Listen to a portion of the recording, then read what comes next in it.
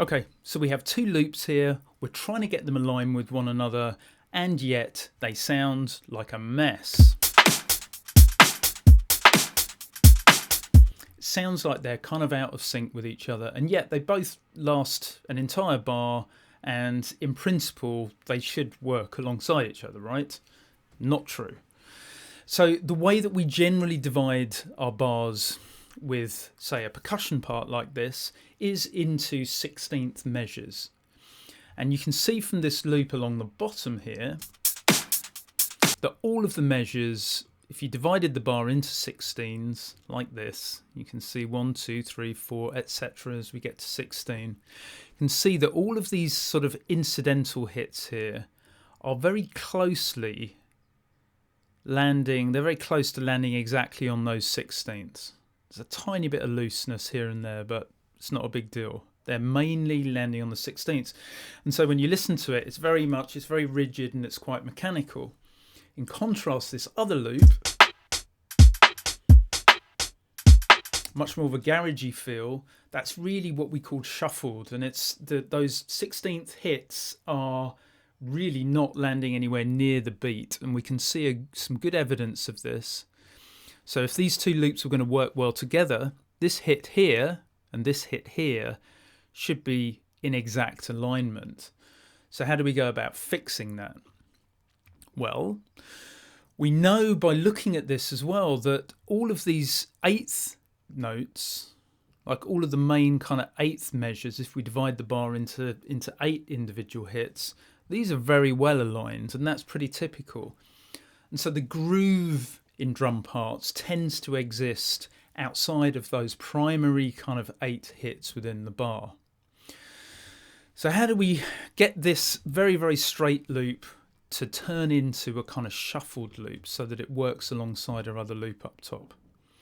Well, what I would do first of all is go in, you can see these grayed out triangles. What these are called ghost markers. And if I was to take one of these and start moving it, you can see that the other ghost marker just to the right of it is moving as well. And we don't want that to happen. So what you're going to do is you're going to go in and find these 8th notes, and we're just going to double click on them, and that turns these ghost markers into warp markers. And what that means is that as we then move this particular sample around, or this marker around, it's not going to affect those primary hits. Very, very important, otherwise you'll end up screwing up the entire sample. So we just go through the track, maybe just bring those, any that are slightly loose, just bring them so that they land bang on those 8ths. And we're good. So now all we need to do is fix these hits and make them more kind of shuffly feeling.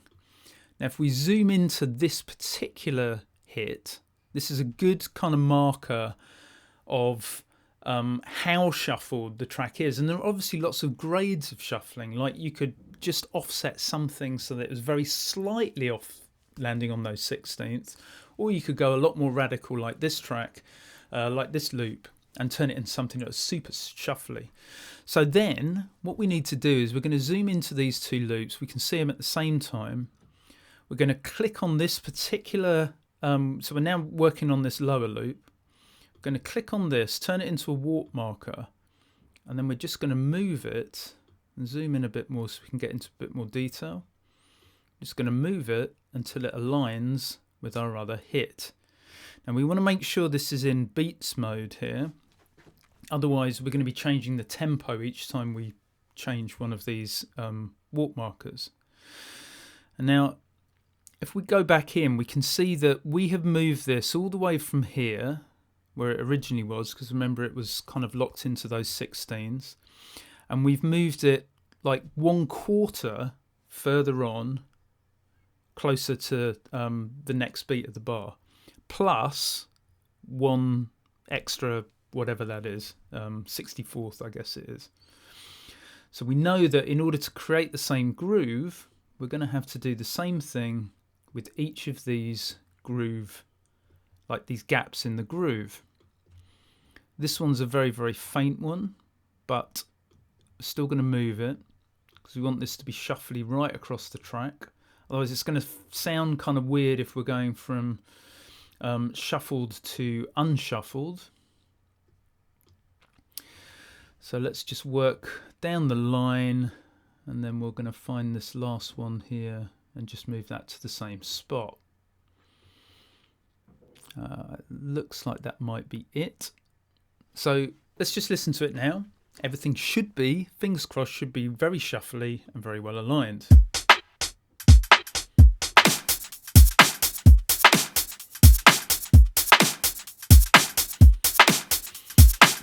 Works really well. And that's basically how you take your groove and you get your rhythms aligned. Now, this is a very radical example, but actually these kinds of techniques can be used on multiple loops, even when they're very fractionally offset from one another. If you're really looking to like tighten up your rhythm section, which you should do if you've got multiple loops, then this is the way to go. So just to recap, you're going to find all of those primary kind of 8th note divisions of your loop, and you're going to make sure that your warp markers are actually here in yellow and they're proper full-on warp markers. They're not greyed out, because then you're going to screw everything up. And then you just work on all of these little divisions in between. And this one here we should do as well, even though it's a very small minor kind of hit. It just really pays to be consistent with your groove so that the loop feels as natural as possible. And then you're just going to go through these individual sections and just align the 2 loops, and then you are done. And you know, you could align as many loops as you wanted, really, using that technique. So I hope that helps. Just shows you a little bit about aligning your grooves in between different parts. I hope that makes sense. Any questions, hit me up, and I'm always happy to help.